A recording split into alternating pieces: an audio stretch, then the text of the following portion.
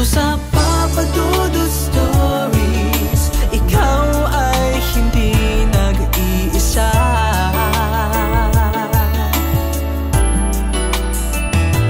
Dito sa Papa Dudut Stories, may nagmamahal sa'yo. Papa Dudut Stories, Papa Dudut Stories, Papa Dudut Stories.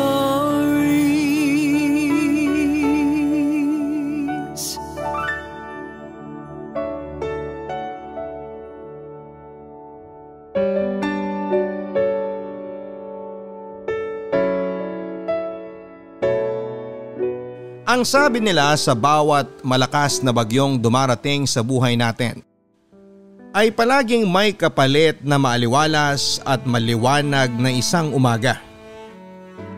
Yung mapapabuntong hininga ka na lamang ng malalim at mapapa-thank you kay Lord para sa napakagaan na pakiramdam pagkatapos ng isang malakas na unos ng pagsubok sa buhay mo. At naniniwala ako doon, Papa Dudut, dahil hindi lang isa o dalawang bagyo ang minsang dumaan sa buhay ko. Marami sila pero lahat yon ay kinaya kong lampasan. Papa Dudut, itago nyo na lamang po ako sa pangalang Sandra, 25 years old, taga Makati at nagtatrabaho bilang published writer sa isang kilalang publishing company na hindi ko na po babanggitin ang pangalan. Para na rin po maitago ang ilang impormasyon tungkol sa aking sarili. Papa Dudut, matagal na rin po akong avid listener ng inyong programa at isa po kayo sa mga dahilan kung bakit at paano ako nagsimulang mangarap noon na maging isang manunulat. Hayaan niyo pong simulan ko ang aking kwento noong ako'y bata pa lamang. Isa po akong anak sa pagkadalaga ng mama ko, Papa Dudut. Nasa 4th year college daw siya nang ipinagbuntis niya ako. Pero hindi raw siya pinanagutan ng papa ko. Na kahit kailan nga ay hindi na niya nakita pa. Kaya isang taon daw munang huminto si mama ng pag-aaral noon. Mabuti na lang daw at mabait ang nanay niya at sinuportahan ng pagbubuntis niya hanggang sa makapanganak siya. Bumalik siya ng pag-aaral habang ako naman ay inalagaan ng lola ko na noon ay nasa probinsya, Papa Dudut. At nang makatapos nga po ng college si mama ay nagkaroon kagad siya ng maayos na trabaho at hindi nga po nagtagal ay nagkaroon na rin siya ng bago at sarili niyang pamilya. Sa totoo lang, Papa Dudut, noong bata pa po ako ay hindi ko po talaga masyadong tanda ang mukha ng mama ko. Hindi niya po kasi ako masyadong dinadalaw sa bahay ni Lola. At kung dumalaw man siya ay hindi niya ako masyadong kinakausap. O kahit niyayakap man lang. Papa Dudut, 8 years old po ako nang mamatay ang lola ko na matagal na nag-alaga sa akin. At sa halos 2 taon mula nang mawala siya ay naranasan ko kung paano ako pagpasapasahan ng mga kamag-anak ko. Dahil kung kani-kanino na lamang po ako pinaalaga ni mama para lang hindi niya ako masama sa masayang pamilya nila. Papa Dudut, kagaya po ng nabanggit ko kanina ay never akong naka-experience ang yakapin ni mama. Puro sigaw at minsan ay pananakit lang ang nakukuha ko mula sa kanya. Pero kahit na ganoon siya sa akin ay mahal na mahal ko pa rin po si mama. Dahil palaging sinasabi sa akin noon ni Lola noong nabubuhay pa siya na mahal daw ako ni mama. May dahilan lang daw talaga kung bakit ayaw niya akong isama sa bago niyang pamilya.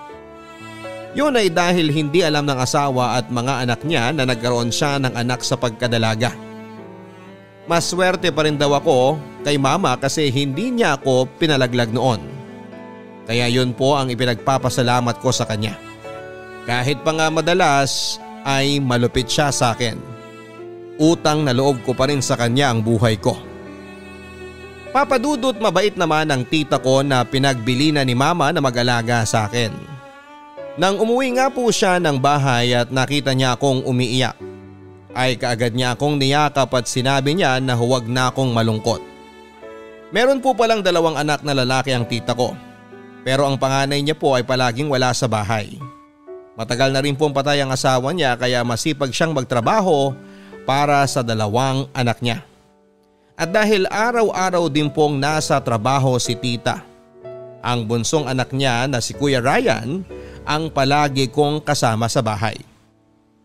Ang alam ko po kasi ay huminto na siya sa pag-aaral kaya naging tambay na lamang siya. Mabait naman po siya, Papa Dudut, at akala ko isa siya sa mga tao na magpaparamdam sa akin ng pagmamahal mula sa isang pamilya. Papa Dudut, kahit na 10 taong gulang pa lamang ako ng panahon na yon, ay alam ko pong mali talaga ang gustong mangyari ni Kuya Ryan. Sinubukan ko pong sumigaw para humingi ng tulong pero sinikmuraan niya ako. Kaya nanghina na ako at tuluyan na niyang naisakatuparan ang kahalaya na gusto niyang gawin sa akin. Wala akong ibang nagawa kung hindi ang umiyak na lamang habang takip niya ang bibig ko at ginagawa ang mga bagay na gusto niya. Kaming 2 lang po kasi ang tao noon sa bahay at medyo malayo din ang ibang kapitbahay mula sa amin. Masyado ring malaki si Kuya Ryan kumpara sa patpating kong katawan kaya hindi ko na nagawa pang manlaban. Gabi na rin po nang makauwi sa bahay si Tita, Papa Dudut, pero hindi ko na po nagawang magsumbong sa kanya. Takot na takot po kasi ako sa lahat ng pagbabanta sa akin ni Kuya Ryan. Takot ako noon na baka patayin niya ako at pati na rin si mama.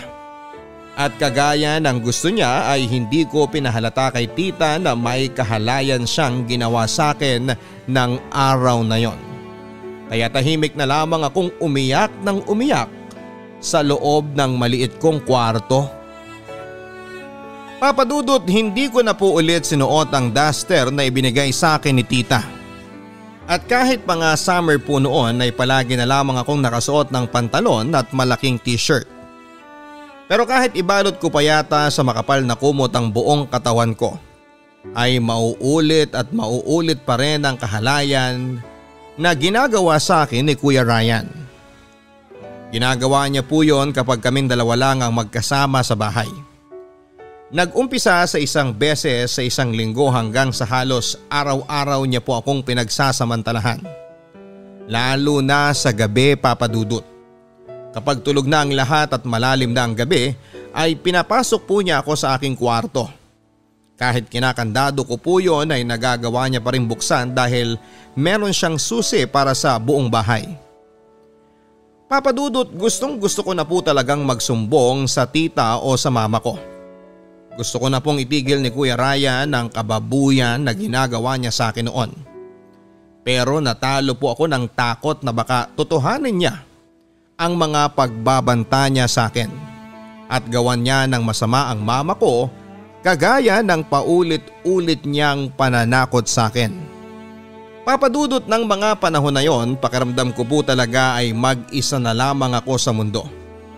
Kahit nandyan si mama o ang ibang kamag-anak namin, ay hindi ko naman sila matawag na pamilya. Dahil ni konti ay wala akong naramdaman na pagmamalasakit o pagmamahal mula sa kanila. Opo, mabait ang mami ni Kuya Ryan sa akin kapag nag-aabot sa kanya ng pera si mama. Pero kapag nade-delay ang bigay ni mama ng pera, ay ako naman ang pinagbubuntungan niya ng init ng ulo niya. Kaya nga po hindi ko na rin sinubukan pa na sabihin sa kanya ang ginagawa sa akin ni Kuya Ryan. Dahil baka pareho lamang silang mag-isip ni mama at sabihan pa na nagsisinungaling lamang ako. Tumagal pa po ng 3 taon ang pagtira ko sa bahay ng tita ko, Papa Dudut. At sa loob ng 3 taon na yon ay paulit-ulit akong nagawang pagsamantalahan ni Kuya Ryan. Wala po akong sinabihan o kahit na sinong pinagsumbungan dahil alam ko naman na wala ring maniniwala sa akin. Hanggang sa kinailangan na naman akong ipasa ni mama sa ibang kamag-anak namin dahil nag-decide na magtrabaho sa abroad ang tita ko. Inihatid ako ni mama sa bahay ng isa ko pang lola. Kapatid siya ng lola ko na dating nag-alaga sa akin at masasabi ko na hindi sila pareho. Dahil parang wala ring pakialam sa akin ng lola ko kagaya ni mama. Magkasama man kami sa isang bahay ay hindi naman kami madalas na mag-usap. Pero nagpapasalamat na rin ako na kahit papaano ay naputol na ang kademonyohan na ginagawa sa akin ng pinsan ko. Kaya naman pinilit ko na lamang kalimutan ang masalimuot na parte na yon ng aking buhay. Masakit at mahirap pero ayoko nang paguluhin pa ang sitwasyon at pamilya namin. Pinilit ko na lamang na maging masaya kasama ang lola ko. Ang hindi ko alam, Papa Dudut, ay nakatakda na pala na maulit ang lahat noong 18 years old na ako. Papa Dudut, kagaya ng nangyari noon sa bahay ni na Kuya Ryan ay wala na ulit akong nagawa pa. Kung hindi ang hayaan na gawin sa akin ng dentista ko ang lahat ng gusto niyang gawin. Ang hindi ko lang maintindihan ay kung bakit palagi kong naririnig sa kanila ni Kuya Ryan na masisiyahan o mag-i-enjoy ako sa gagawin nila. Pero kahit kailan naman ay hindi yon nangyari. Dahil wala po akong ibang naramdaman kung hindi ang sakit at pandidiri sa sarili ko at sa kanilang ginagawa. Pagkatapos nga po akong pagsamantalahan ng dentista ko, Papa Dudut, ay pinagbantaan niya ako na huwag raw akong magsusumbong sa kahit na sino. Dahil kapag ginawa ko raw yon ay sisiraan niya ako at si mama sa mga katrabaho nito. Marami raw siyang koneksyon at alam niya kung saan nagtatrabaho si mama. Sinabi niya rin na close daw siya sa boss ni mama kaya kayang-kaya niya raw na ipatanggal sa trabaho ang mama ko. At kagaya ng dati, Papa Dudut, ay wala po akong kahit na sinong pinagsabihan ng tungkol sa mga nangyari. Muli kong sinarili ang pag-iyak ko pati na rin ang lahat ng sakit na naranasan ko sa kamay mismo ng dentista ko. Gustuhin ko man na may mapaglabasan ako ng bigat na nararamdaman ko. Isang tanong ang palaging pumapasok sa isipan ko. Meron pa bang tao na maniniwala sa akin at sa lahat ng mga sasabihin ko? Papa Dudut, hindi na ako nagsumbong pa sa ginawang kahalayan sa akin ng dentista ko. Pero hindi na rin ako bumalik pa sa klinik niya. Hindi naman ako nahirapan na maghanap ng bagong dentista para sa bakal na nasa ngipin ko. Kaya lang ay nahirapan po akong kalimutan ang sakit na parabang naging peklat na sa dibdib ko dahil sa ginawa ng dentista ko sa akin. Naging dahilan po yun para mamuhi ako sa mga lalaki. Pakiramdam ko po noon ay wala silang ibang gusto sa aming mga babae kung hindi ang gawin lang na pampalipas oras at parausan nila. Kaya nga po dumating ako sa oras na kung kani-kaninong lalaki na lamang ako nakikipagrelasyon. At ang mas masama pa doon ay kung kani-kaninong lalaki na lamang din ako sumasama at may nangyayari sa amin. Kaya may oras po noon na kapag gumigimik po kami ng barkada ko at nalalasing ako, ay wala na akong pakialam pa sa kung ano man ang gawin sa akin ng lalaking makikilala ko sa gabi na yon.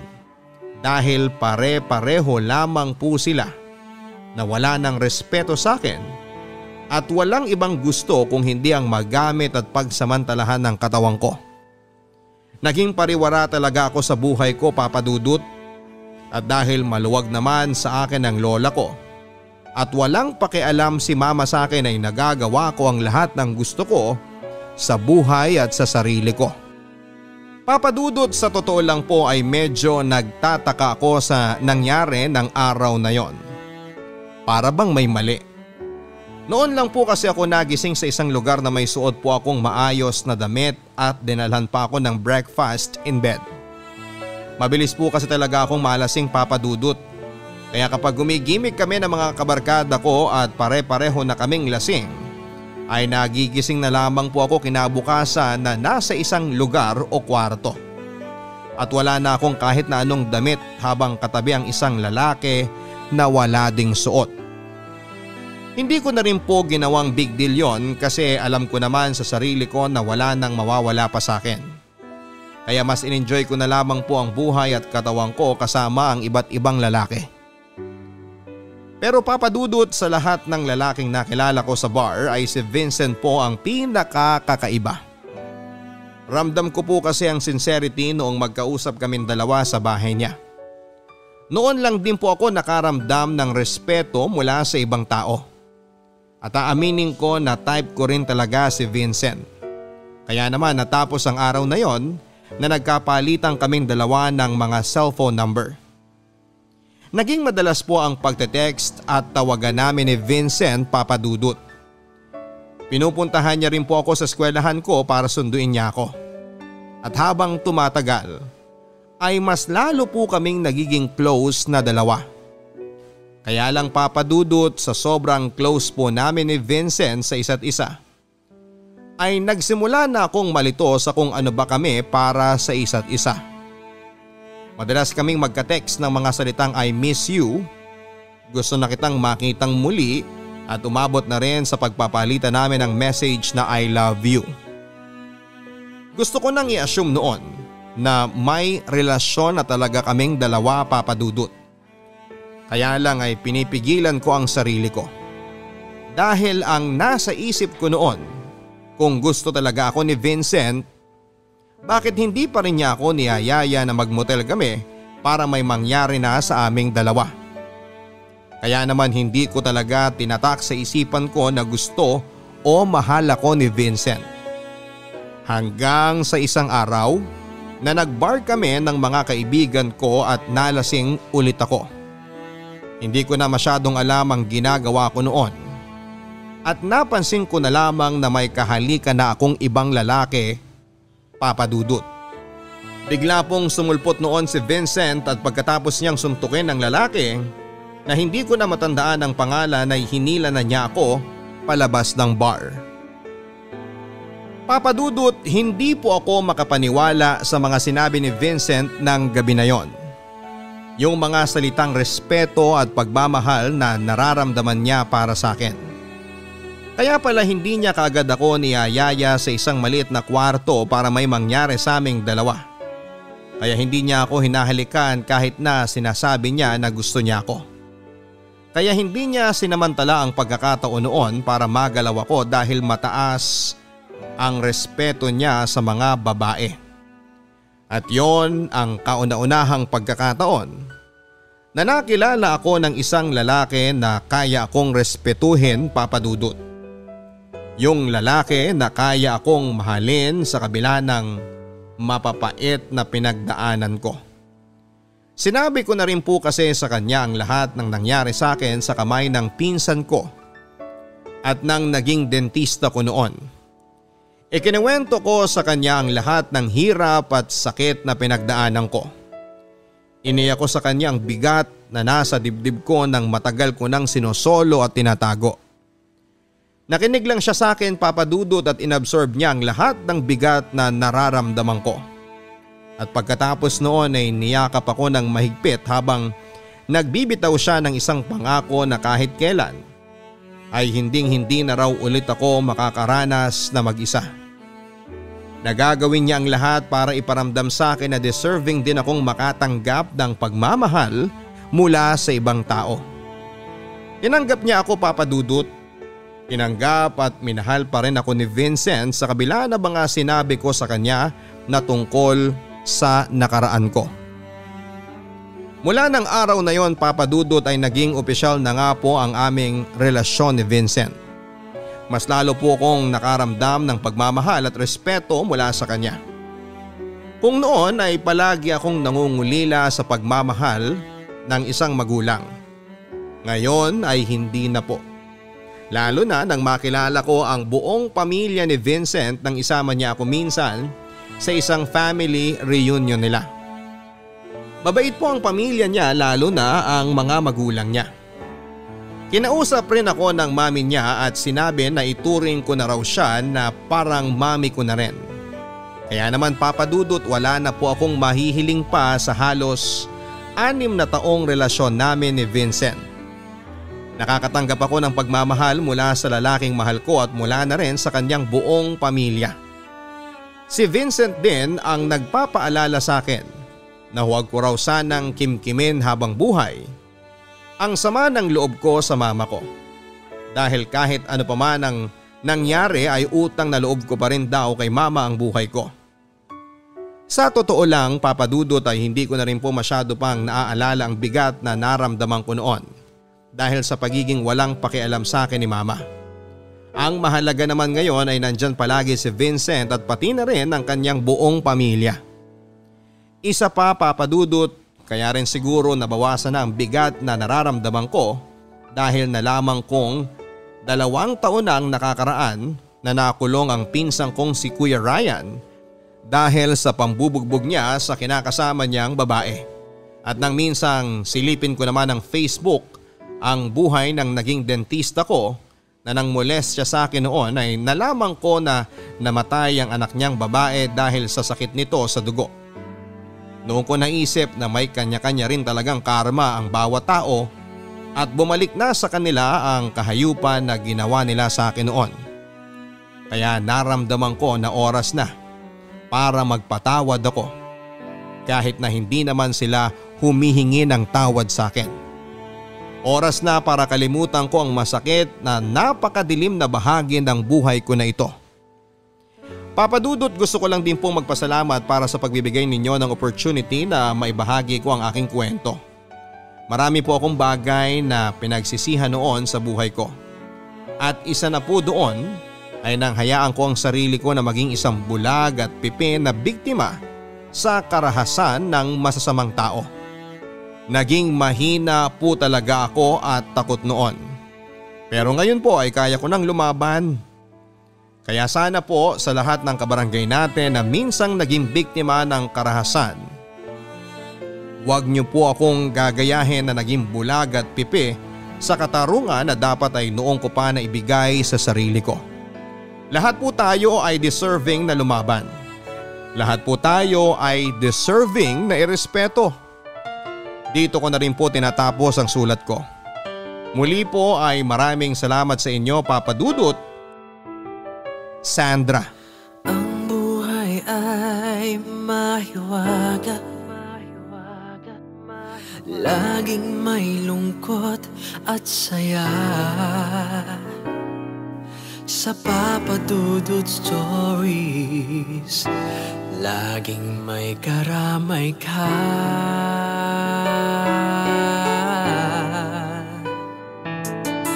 Mga problemang kay bigat, dito ay pakikinggan ka. Sa Papa Dudut Stories, kami ay iyong kasama. Dito sa Papa Dudut Stories, ikaw ay hindi nag-iisa.